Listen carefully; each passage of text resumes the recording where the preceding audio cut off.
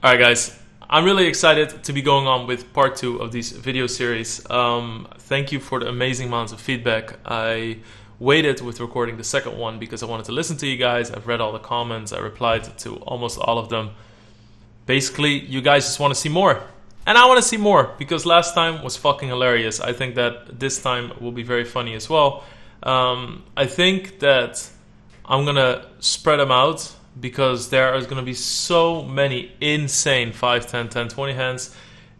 It seems like kind of a waste if we blast through them and only do the top 20 ones, even though I've played, you know, like hundreds, possibly, of 500 big blind pots, especially because everything used to be so deep. As you can see a little bit, we're on the move. We're going to be in Canada soon. I will be releasing one of these every week. Every week we're going to look at this. The level of play has been piss poor. The laughs were had. I've been laughed at on social media. It also makes you a little bit sad. Obviously, you know, everybody played like that back then. And at the same time, if you look at the min bets that I did last time, so I would just bet $2 with a set, $2 into $18. It worked every fucking time. So it's going to be really interesting to see if we progress through the years. Right now we're going to be focusing this video on the 100 NL. I've played 36,800 hands of 100 NL. Back then, somebody from the comments said when I mentioned that I played more than 50,000 hands of 25-50 cent, that's like 6 weeks of playing. Yeah. However, this is 2004. People didn't 24 table. The max you could play was 5 tables. And nobody really was into multitasking. There were no tools, there were no things. Nobody was really doing it. Most people would play 2 or 3 tables. So that's a pretty serious grind. I mean, I was already spending a lot of time on these stakes. These hands range, this is like the last little bit of the year.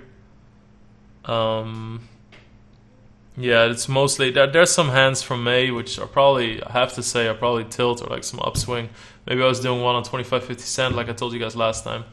There's a lot. There wasn't really any bankroll management, so you would only have 10 blinds. So what we're going to do, as you can see here, we have 20 hands. These are the 20 biggest pots, win or lose. 20 biggest pots, win or lose, that I've played on 50 NL or 100 NL. Yeah, let's just jump right into it. I love making these. I'm gonna like these for the rest of the time. So let's get started. Alright, here we go. Jack Deuce, obvious monster. Thank God 2004. We limp. That's a good pot. Am I just gonna lead out with the 1, or are we gonna pick a big sizing here? 5! Not sure reflexory Sildur. Holy shit, that's nice. Alright. It's called 7. Alright, going to more conventional. I would like to see a little bit bigger because you already know you got him. So it's best to go kind of like big, smallish. There's some more inducing. He has a weaker part of his range then. And you can still tax him because he is going to have some draws and stuff. There's definitely nothing wrong with 7. I'm very glad I don't go for the 18. So let's see, 7. The jack on the river. I mean, well, I'm really wondering what I'm going to bet here. 15. Alright. I would have liked to see this. I like this. I would have liked to see this like 15. I like this. Oh, the min raise. How much is that? 15? 15? 30. Do you, by any chance, perhaps have another jack? I think so. You guys think so. Let's see. Boom! Shakalaka. Ace jack for the best jack possible. But there was also spades, of course. Yeah, he does have ace jack. It's a pretty tough fucking spot. Against the big blind. If I was like under the gun, I'd be much more inclined to flat here, to be honest, because it feels so nitty. But on the other hand, like, I have every single boat combination. I'm in the only position on the table that I have every single boat combination in there. There's a lot of like spade draws as well. I mean, you can exclude a lot of spade draws. I mean, you could put some 3, 4, 4, 5 spades in there because I'm firing so big on the flop and I'm in a big blind. But I mean, truly. So I don't know. It's such a fucked up spot too. It's like this is where you go. I mean, I really do think that. Okay, let's put it this way. I don't think raising is wrong, but I do think you really have to be able to get away from this because this is not a bluff, and this is something you see on like mid stakes a lot, and that even people are commenting nowadays when I'm streaming. So people sometimes say, "How can you raise? How can you fold after you raise like this?" It's like, okay, so let's go over it. You have top trips, right? You have top trips, top. I'm not gonna do this with a weaker jack. There, that's one. Okay, I think we can all assume I'm either calling, pretty much just always calling if I have jack X here for min raise. So I'm either folding or calling, I guess. I mean, I guess there's some jacks you can fold. So I'm folding and calling. I'm pretty much never raising. So that kind of discounts value betting or calling with a strong hand. Fuck, I'm sorry, I got lost because I was already thinking about the other part of the range. Okay, so I am not raising here with a worse value hand. Okay, this is something that's so extremely important to understand because people are always like, he could have king jack, could have king jack. No, can't, because king jack just flats here. Then you look, okay, so there's no worse value hands that he's going to raise with. Then you look, is he going to bluff? What absolute psycho turns this into a bluff on this board? So my bluffing frequency is extremely low. So that just makes some bluffs, which is incredibly hard on this board. Like, how often do I just have a club draw here and think, well, I'm going to get this guy off trips. So that's why I do think there's room for some fold. Don't mean to go too deep, but I did read a lot of your guys' comments, and a lot of you guys really liked the fact that I was comparing it to today's play, because a lot of you guys seem to be kind of stuck into this way of playing, and I do think that this hand is kind of a trap for people to get caught up in. And then it ends up being a story to your friends, and you say, wow, I had ace-jack, I had trips, and this guy just had a boat from the big blind. And you kind of just drop everything that happened in between. So I do think that's kind of a trap, and I do think that people lie too often to themselves. Next hand. Alright, so this is the 19th biggest pot. I do feel that when we... Nice little cheeky, I'm gonna call because I want to fucking play, I'm not gonna wait two hands. Let's keep checking the names as well, because last time we saw that the maroon line was actually Emil Patel, which is fucking awesome. Alright, so flat, I like this. 5x, under the gun limp. Why not? I mean, it's not like... I mean, imagine this spot. This guy makes it 5, you make it 18.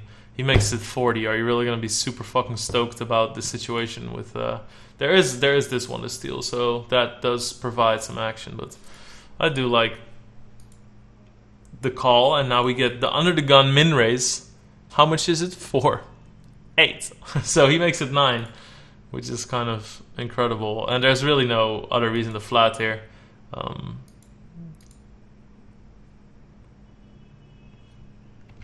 Team Pro. That's how we do it, boys and girls. That's how we do it. I wasn't Team Pro back then, but this is already a premonition. I flat! Wow, good. Yeah, I mean, that seems very standard, but you know, you never know these spews, you know. Ah, I need to get it in. 10. Alright, so we're sizing down. If I flat here, is he gonna bet $1 on the river? 20? Alright, so this is later in 2004. I probably still haven't learned that... You know what they used to say is that when you get check min raised on the turn, people have the nuts. Yeah, so that is apparently true. Oh my god, I didn't shove. I just really fucked myself out of $11.25 here. This is a huge fucking mistake. You can make a case for that this looks stronger as well. Betting $51. Yeah, this is terrible. This could have been, instead of being my 19th biggest pot, this could have been my 17th or whatever. You didn't know. No. This is a huge mistake. This is costing you. Guys, you know how much this is over the session? That's 11 big blinds I leave out there. 11 big blinds. If you think about like terms like win rate, like big blinds per 100 is always how you express win rate and shit, right? So yeah, that's a huge, huge, huge fucking mistake. Wow, okay. Alright. So we don't have known cards, right? Alright, cool. Sevens! Yeah, 7! 7! God damn. Oh, there we go. You limp. I think this was the strat. You limp pocket pairs.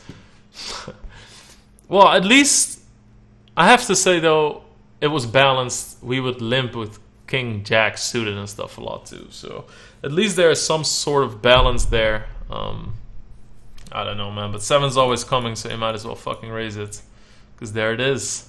There it is. I do. All right. That okay. 40. My God, indeed. Wow, this guy is the My God nickname. You know, I have a thing for nicknames, and I think that nicknames should be like cool looking, whatever. You should try. Like I would never. I would always gladly sacrifice money won if at least you don't play with some stupid fucking nickname with dots and dashes and whatever and a stupid fucking baby avatar. No, I like the way Razi looks. I like that. So that's why I picked it for StarCraft. I made it up myself. I like it. There's something really sick about having the OG thing on a platform. Like what Ninja now has, right? He's Ninja on YouTube, Ninja on Instagram, Ninja on Twitter. That's a pretty fucking popular name to just have the name Ninja. So anyway, if you see Mr. Arcade and My God, those are good fucking nicknames to have. Alright, we're going to pile this in. You never know, guys. You never know. You know, he might have Jack 9, and you might hope for an 8 on the turn to screw with your action. You never know. What the hell is this? Like, literally, is this like, I'm so afraid of a straight that I'm going to flat and hope that the board pairs? What am I going to do now? Fold? This is really stupid. Like I said, like, I'm joking in a way, but it really is true. What if an 8 comes? What if a 10 comes? You know, that he might be scared. What if he has Jack 9? I make quads. I lose. Well, probably not going to make a lot less money then. He's probably just going to still shove it in. But I do think that at this point, it's very clear that he's not going to fold anymore. Unless he made a boo-boo and he misclicked. But I still do think that you need to be careful there. All right, let's see what we're up against. God damn it, man. That still hurts. That still hurts. God fucking 7s, man. 7s. I hate this hand. Alright, so My God wins a $211 pot. God damn it, yeah, this is just silly. I mean, the limping, this is exactly... You need to start cleaning up pre-flop. Don't limp, man. Don't limp. I mean, there's some really advanced limping you can do. Limping from the small blind can be very good and very optimal, but you have to be very careful. If you're a beginning player, then I think that just don't limp. You need to define ranges. You need to push hands that, like, this hand still has a fuckload of equity against my 7s. Just getting this hand out is really great for me. Obviously, it didn't work out this time. You do want people to play 10-8 offsuit against you, but not when you have 7s. So, you know, when you have marginal hands like 7s or hands like 10-8 suited, you're going to win the pot by aggression a lot. If you want to be aggressive, you need to represent good hands. If you want to represent good hands, you need to raise. If you just rewind, listen to that step process, and that should be clear. But nice hand there. My God. All right. As. The limps. All right, this could have been a little bit more, especially like we talked about last time. Good shot, Rick. Wow, look at that, man. That guy's played some Westerns. Especially talking about last time, I think that we should raise more. There's just such a tendency to limping in all these games. If you play a game that does this, I think what the cool thing actually is that we can transfer this a lot to how live poker is now. This happens a lot in live poker, and this also makes it where if you have a hand like 10-9 suited and you raise, and people always say, well, I raised like Jack 10 suited, and like 4 or 5 people come along. I think that in home games or live games, it's very good to just limp along with all your suited connectors, try to hit some like 5-card combination draw or a 2-pair type hand, and then go for it. But I think you can play really, really, really unbalanced, and that just means like when you have aces, you make it $10 here, and when you don't, you don't. It's that easy. People will still call. And that really holds true here too. 5-5. He folds. I have no idea. Cake maker. Wow. I'm not gonna lie to you guys. Half of the fucking things I'm gonna say during the series is talking about nicknames. Just know that. Just know that. 2. Where have we seen that before? That's right, last week. Alright, back in the time machine, boys. 31! Alright, this is the driest fucking board that I've ever seen in my life. 31. I really, really, really, really hope I flat call here. You know how scary it is for me to press this button? If I raise here, I'm gonna be legitimately embarrassed. God fucking damn it. What do you think he has, dude? What do you think you have? What are you trying to say here? What am I trying to say? Oh, hey, ace queen, watch out, because I might have a set. Hey, ace king, or whatever the fuck how people played ace king back then. Be careful. I have you beat. Because this is an info race a lot of the times. People want to know where they are, and info races are terrible because, not as terrible as a Chihuahua, but info races open the door for people to give you the information that is false. So if you have Queen Jack on the flop and it's like Jack 8 4, and you're like, I'm gonna put in a little raise, see where I'm at. The problem with that is that people could let you know where you're at, but it's not true. There's bluffing in poker. So if somebody then goes all in on you with a hand like 10-9, you're like, yeah, now I know I'm beat at least. That's false thinking. We raise with reasons that are not to see where we are at. We either raise to get more action, we raise to get folds, we raise because we would with some bad hands, or we raise because we want to check the turn and then let him bluff at it. There's all kinds of reasons for raising. But don't just assume that your opponent is an idiot that will only go with a hand that is stronger than yours because people will surprise you. No info raising.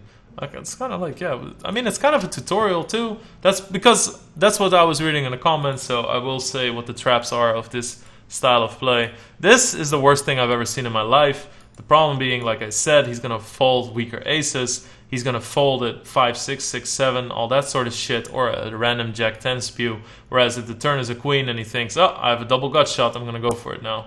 And apparently I'm lucky enough for him to have a set of 8s. Yeah, there you go. This is like, with all the hands from last week, I think this is the worst played hand I've seen so far. This just screams top set.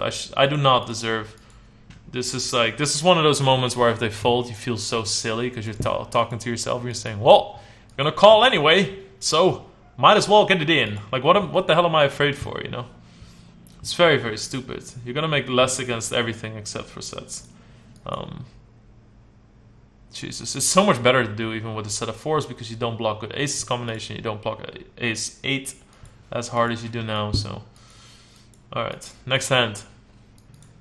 So here, we have 4s. I mean, I already kind of know. Look, Jesus fucking Christ, man, take me back. Take me back! Oh shit, I spoiled it. I spoiled it, I'm sorry. Let's look at the bet sizing. This is, I mean, it legitimately is fine because it just shows that if people have good Broadway hands, they're just gonna go for it. I have to be honest though, in my mind, these stakes were way more passive than they are what I'm seeing right now. So it really does seem that if people have King Jack, Ace Jack, they're gonna go broke on this board anyway. They might slow down if the turn is a 9 or a 10. I really don't mind this raise. Yeah, alright. Let's turn this off so we don't spoil it. Alright.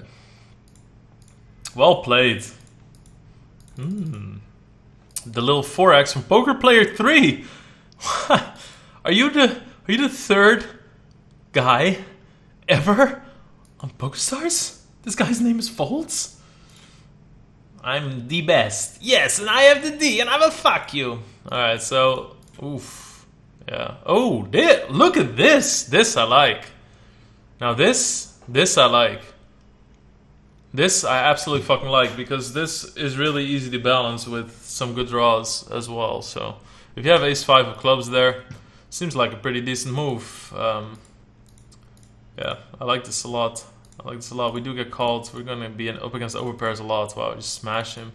Fucking smash him. 12%. It's because it's a little more than normal because he has the 10-9 running, but pretty dead. Deaded it. Wow. Not bad, guys. Not bad. This I really like. Because it's also, you have to think about, if people raise pre-flop, this has both the blinds in, and why that's important is because the blinds hit a board like this more often than other positions, right? Because they play more lower coordinated cards and hit lower coordinated boards more often. So if a pre-flop raiser still decides to bet nearly pot here, there's just no ace-king in here unless it's ace-king of clubs. There's no ace-queen in here unless it's ace-queen of clubs. So you're up against a range that's probably just going to call you, especially if he can put you on a draw. If they have clubs, they're just going to gamble with you. And if they don't, then they're just going to think you have the clubs. So really like this play. I really like this one. That's good. Yeah, okay. You never know. Alright, 3-bet sizings. Come on, guys, let's see. Let's see. This is a few months later in the year on average that I used to play than the last week. Let's see. What is 3-bet sizing now? Don't put fucking 6. That means I have no progress.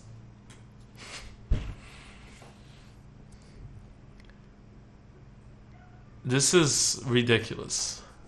Honestly ridiculous. This is so stupid. Oh!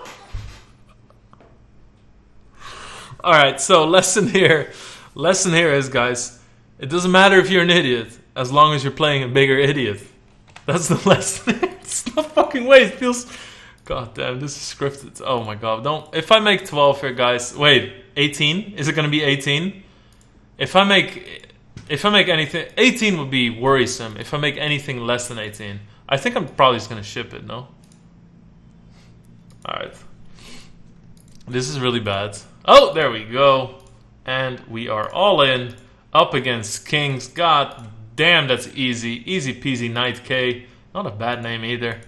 Oh, Joe Ingram? Papa Joe? Alright. Alright, that's good. That's good.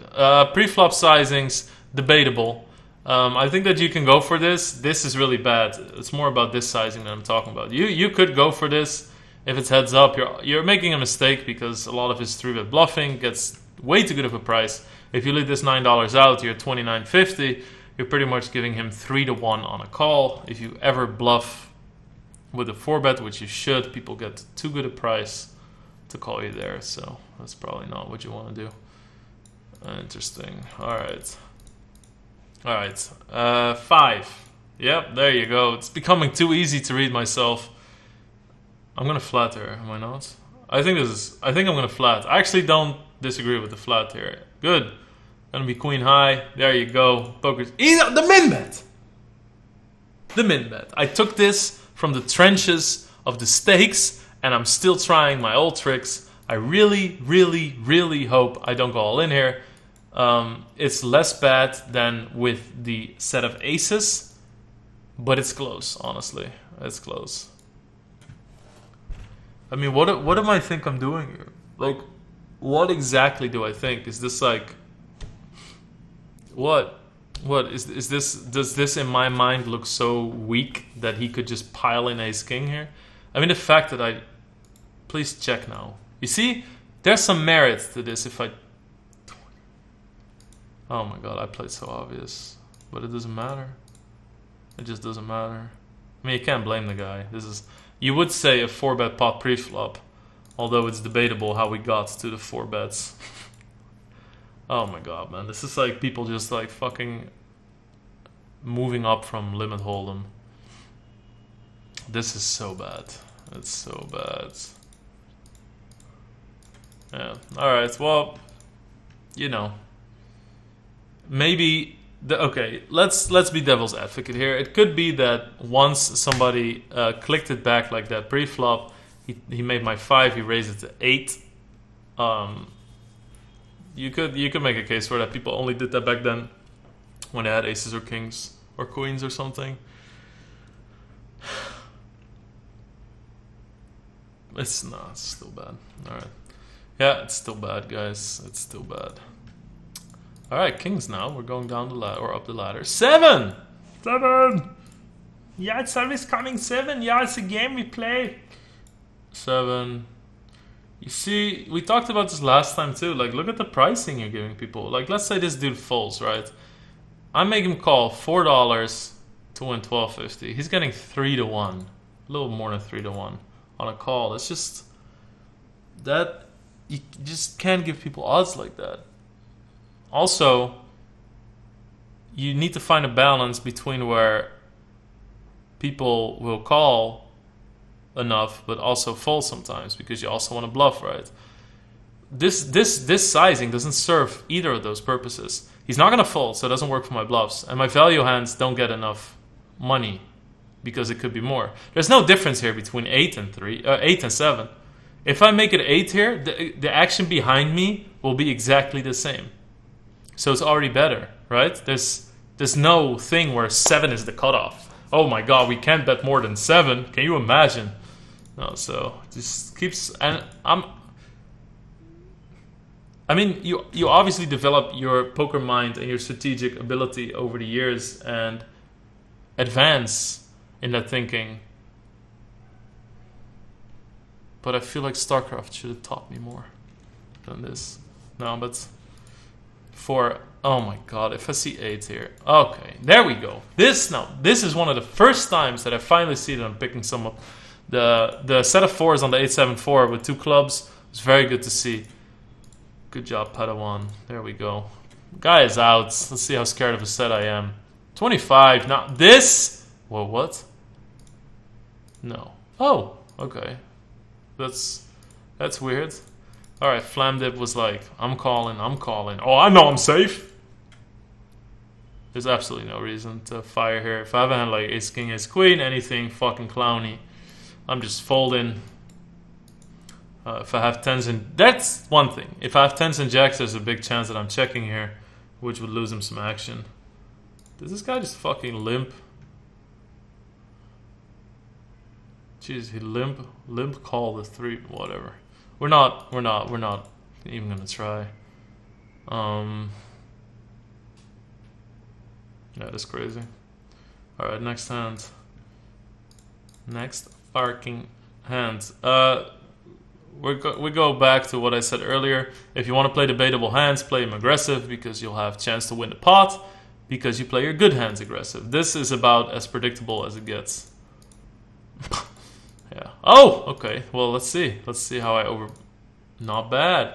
64. I mean, yeah. We're not going to fold here ever. God damn it, though. Calls off.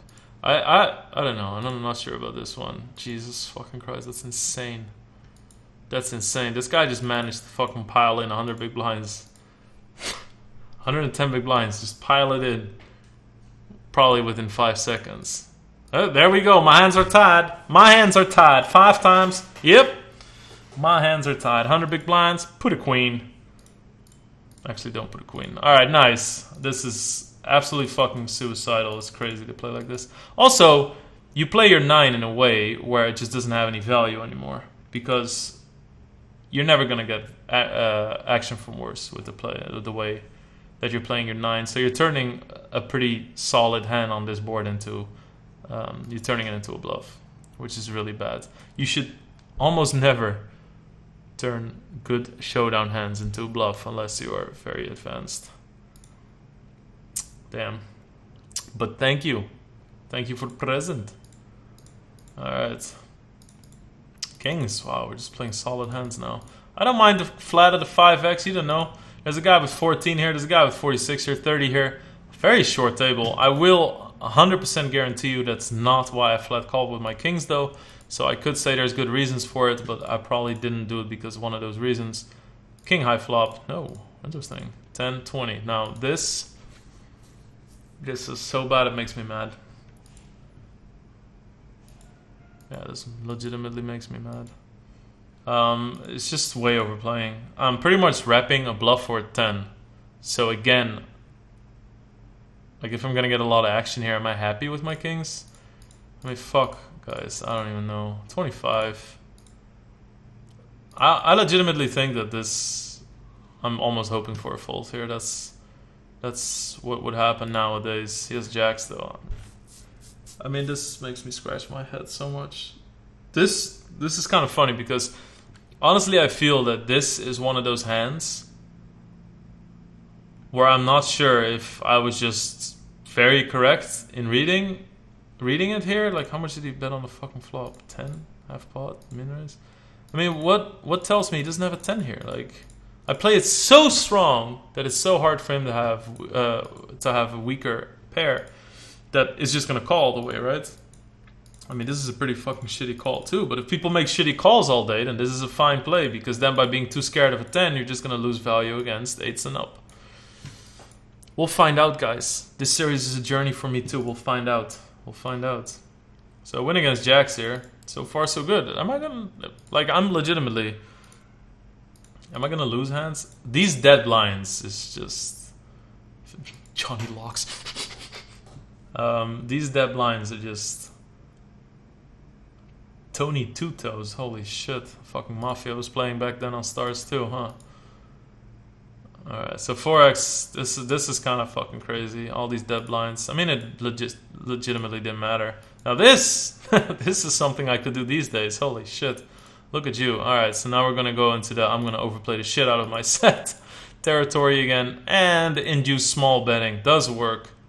I have to say though, I'm going to take most back what I said about the sets and the inducing, because the inducing clearly works. Almost every big pot that we see, I can't say it clearly works, because we're looking at the biggest pots. We're not looking at every time I hit a set on the flop and see if I induce bet, but it can never have been bad, to be honest, because I do think that people with king queen or some random fucking raggedy ass hand here are gonna stick around, or here, you know, like people are gonna stick around with their king queen combinations, and then if they call and I bet like 8 on the turn, they're gonna call as well. So I don't think it's bad at all. All right, let's see what we're sweating against. Alright. Fucking stars nuts, eh? Fucking stars nuts! That makes me so mad. Yeah, there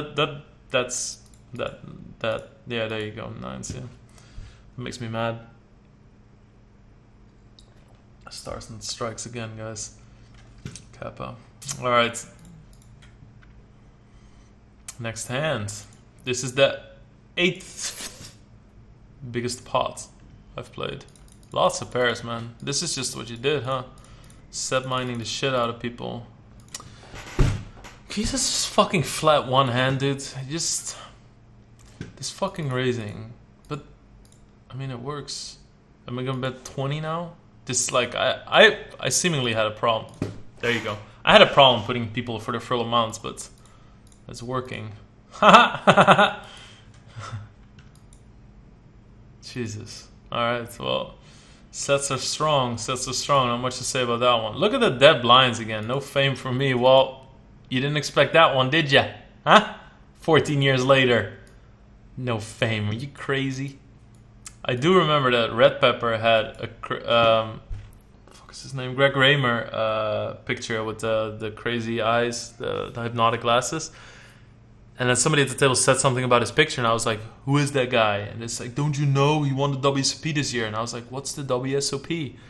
I had no fucking clue, man. I mean, I started playing because of Moneymaker, because my friends started playing because of Moneymaker.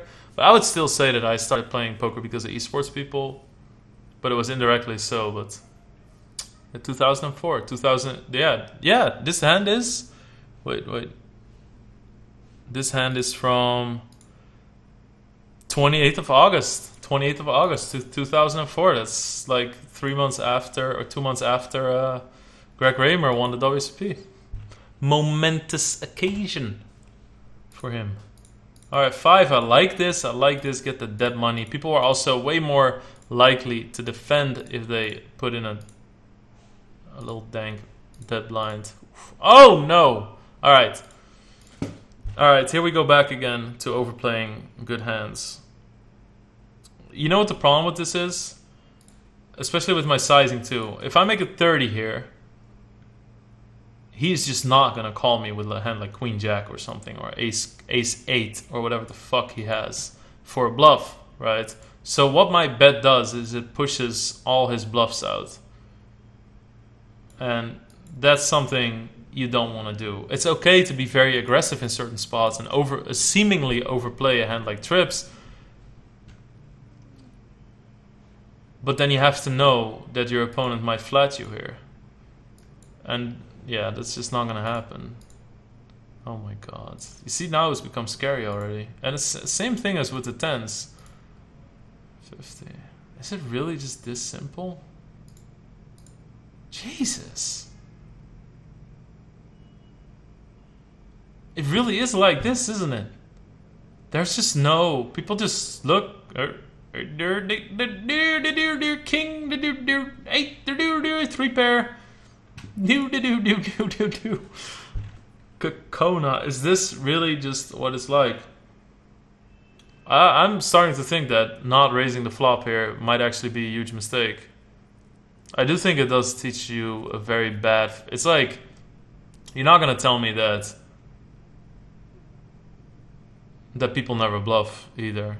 And I do push his bluffs out, so it's still a very bad way to learn how to play poker. Jesus Christ. It's crazy, man. I understand what you guys said. Like, some people said in the comments, like, watching this made me sad. Watching this made me miss online poker. I wish I played poker 10 years ago. But I have to say, though, and I replied in the comments too, is that there's still games to find like this. Not this easy, but still relatively easy. It's kind of up to you to just find them. I think that some tournaments are so incredibly easy as well. And of course the overall play has gone up, but if you just work hard, you can still get yourself in positions where you just print money. I mean, it's never going to get this easy anymore, though. That's one thing that's for fucking sure. Alright, so another 5. Alright, great. I think that, let's see if there's going to be a shove again. You see, now this... Okay. Again, I'm going to give you guys a reason why you could be doing this. That's not the reason why I did this. The reason why you could be doing this is because he has $30. So if you raise to 20, one of them calls on a dry board, and then he goes all in, it's a full raise. So let's say I would have made it 23. He calls, he folds, he goes all in for 21 more. So that's 31.25. But for it to be a full raise, he would have had to make 36 or more. So that means that if I make a 23 call all in, I do not have the option to raise anymore. I can only fold or call because this doesn't constitute as a full raise.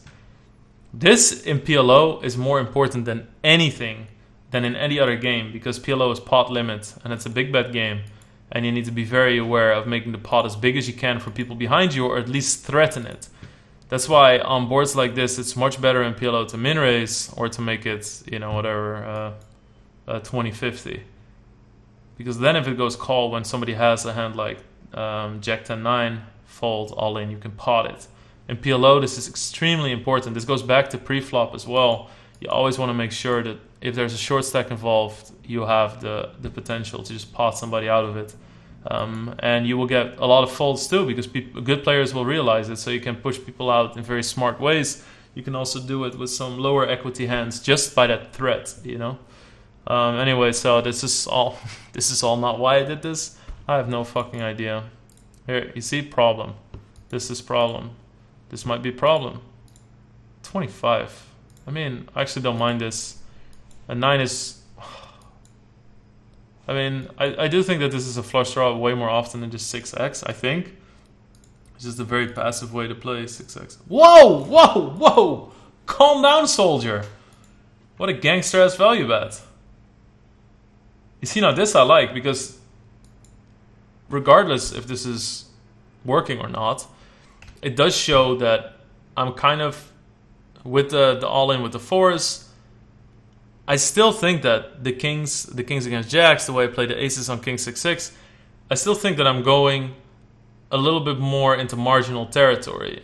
Value betting lighter, I'm making lighter value raises in certain spots, and even though they're not always good, it is really good to see that you kind of become more fearless. And I really think that this is an example of becoming more fearless.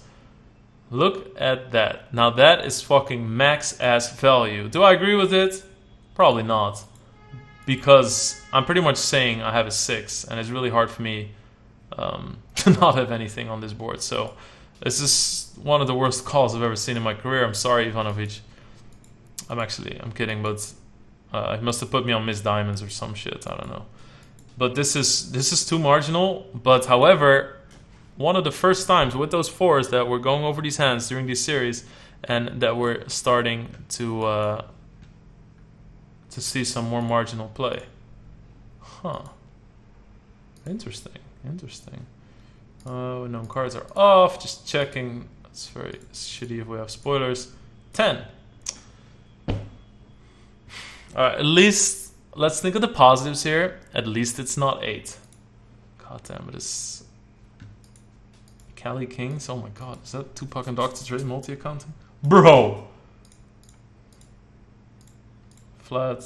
Yeah, it's just this top. Stop doing that! There's nothing to fear! Ace and a king is not a scare card either, because they're gonna go all in with aces and kings anyway. They're not gonna fold jack 10 either. This doesn't accomplish anything except push out fucking bluffs and jacks and 10s.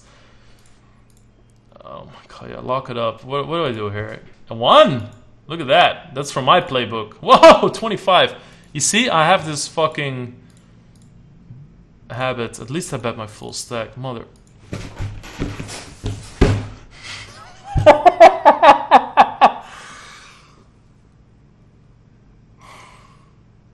So what, I just re-record the video now because I said I kept talking about pushing off ace king.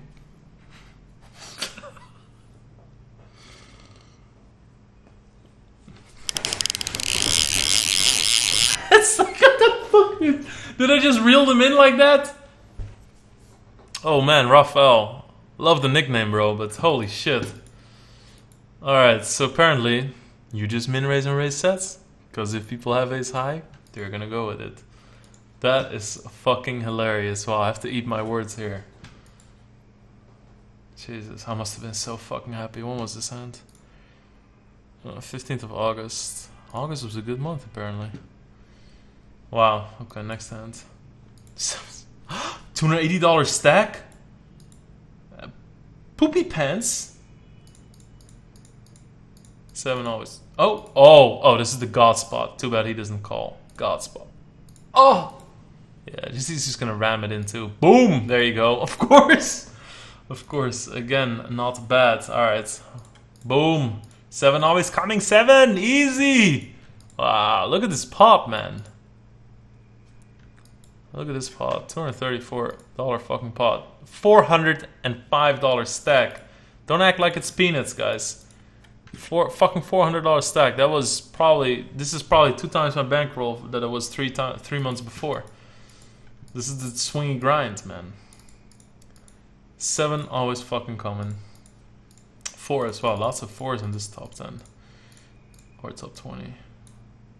Alright, I'm kind of curious. 12. Jesus, alright. We can still... Yeah, there we go. Let's do it. Let's do it, guys. That's fucking... You're bluffing. I don't want none of that shit happening any type of day. King 7. That's not a good hand to play, but that's a pretty shitty flop for you, my friend. It's so funny that in hindsight it worked, but... Okay, like I said, we are seeing all kinds of... we're seeing all kinds of hands, of course, that show every time it worked, that I get my sets in. I am really, really starting to get curious how many spots I wasted because of this. Or how many times King Jack thought, oh wow, he really does have it, doesn't he? And that's what I was talking about earlier. It's just too many raises. I take bluffs out of their range. I even take worse value hands out of their range. It's just way too fucking strong. This is the kind of poker like, alright, we both have something, let's go. You know, it's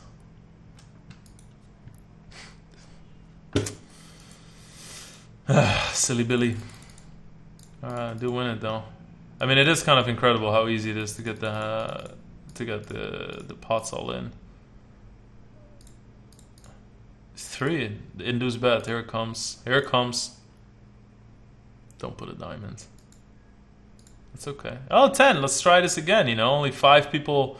Only 5 people in the pod. I'm sure that they're. Oh, there we go. We got some foolish one. Story checks out. Maddie, he's a StarCraft player. Look, Gearhead, foolish one, Maddie. Oh my god, 2 hats. Oh, these are some fucking old ass nicknames. I don't know what the fuck's going on. There you go. I'm so grateful that I don't do anything differently here. Oh wow. Let's see the hands, boys. Set of 6s, 4, 5. What the fuck is this, man? Is this James Bond? The fuck is this? How the fuck does he get a 6? There's 2 6s here. Why did he call flop? Alright. This is crazy. Deuce! Daily quads, thank you very much. $276 pod. Get the fuck out of my house. I make flash as well. Yes, I've both. You got 3rd. Thank you very much. Congrats on your hand. Oh, he does want a 44 side pot. Wow. What was my starting stack here? 71. Look at me slumming it. When was his hand? Okay, that's painful. This is me tilting. This is me tilting. You see that? This is me. Because this is 2004. This is May. All my other hands are from August and September. I see. August and September. Wow, I had a pretty solid grind in then. August and September, and this is fucking May, man. Yeah, this is definitely tilt. This is overplay, like playing too high. I think there's a very big chance this is my whole bankroll, to be honest. God, man. Yeah, the darkness, guys. We're gonna see some dark ass fucking hands in the future. What hands? Maybe, who knows? Like, who knows what kind of effect this pot had? I mean, I've been broke many times after this hand, so not in that way. But who knows, like, how important this was in motivation, like game enjoyment. It's, I mean, a fucking butterfly effect. It's so fickle, right? I'm not kidding. It's crazy. This legitimately makes me wonder, like, how many careers in poker have depended on being super fucking mad, but then it working out, and that kind of like sets your brain right again. There's definitely been tilts in my life where I was like, all right, gotta take a step back, gotta calm it down. Let's calm down and reevaluate. But then again, like, there's many tilts that must have taught me a lot of good lessons as well, right? I mean, yeah, for sure. For sure. We're gonna see many of those. Dear Lord. Yeah, we have some juicy stuff next time as well. Alright, we still have the number 1 hand. I was just starting thinking about tilting, and I do spy that I've played 175,000 hands in 2004. 400 of those were on 510. Now, you can decide if that was a grind or if that was tilt. I think I know the answer. But that's for next video. Let's see. Show known hole cards. Let's not spoil the biggest one. So, pocket pair heaven is pretty much what we did back then. Yeah, you have to peel this. Yeah, that's fucking insane. What an insane spot. 20, not bad, not bad. 20. King! Oof. I would like to see a check here. This is pretty bad. If this guy made a 10 pre and then flats the flop after 2 people folded, such a big chance this guy is just fishing. And I think that if you look at his stack, right, let's say he does have an overpair. Am I really going to have trouble getting it in on the river? If this guy had 300 and I have like 250, it's such a different story. Then I think betting is better, because if he bets the river on like a 6 and I shove, I just have way too many strong hands for him to call it off with that overpair.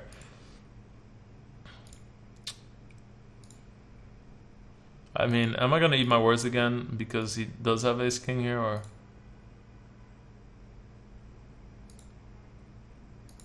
Okay, he does have it. Yeah, I really hate this turn bet. I think it's good on the flop because if you look at the flop here, I'm also betting into 4 other people. On this board, it's very high chance we're going to... Preposterous. Oh my god, legend. Oh my god! Aussie!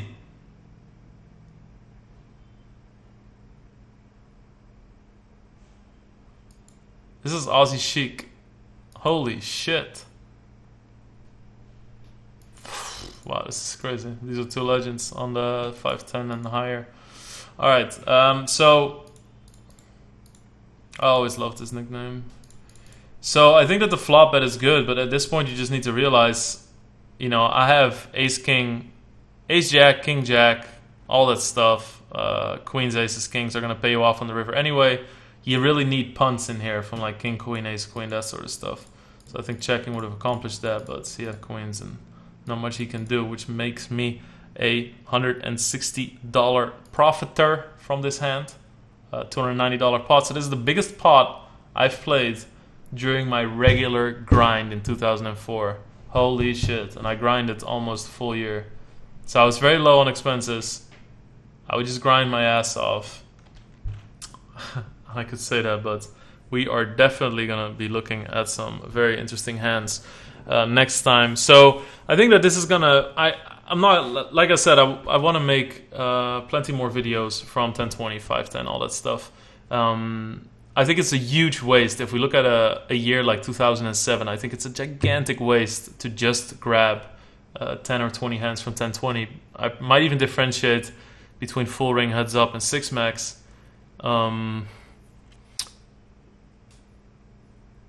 Because there's just so many sick, insane spots against people that either still play or used to be legends or became legends or whatever. So I think it's going to be very interesting to see the state of affairs on what was the highest stakes on PokerStars back then. Because I remember I was grinding when the 1020 tables were released. At first they released 3 tables. That was the maximum you could play on. 3 tables. Kudos to Stars for that too, for that build up. That was smart. Wow, crazy. Alright, so we're seeing some more improvement here. We're seeing some smarter betting in some spots, especially on dry boards, even though I really hate it with the set of 5s. I might have just value towned the shit out of people with overpairs. I might have just been lucky to run in against other hands. We're just getting paid off every single hand though. I mean, it's so fucking insane. Again, guys, please pressing the like button. Last video is like the most liked video that I've had so far. It really means a lot to me. It's a very easy way to show me that you do like the content. It's very easy to support me. It does show up a lot more. We get a lot bigger audience if you do that. So thank you. Also, thank you for all the comments. I really enjoyed that you guys say what you like to see differently, as long as you're constructive. I pretty much reply to every single comment now that I get on YouTube. Like I said, if you're positive or negative but in a constructive way, or you just want to give a shout out, please do. I absolutely fucking like it, and I'm super excited to be doing stuff for YouTube purely.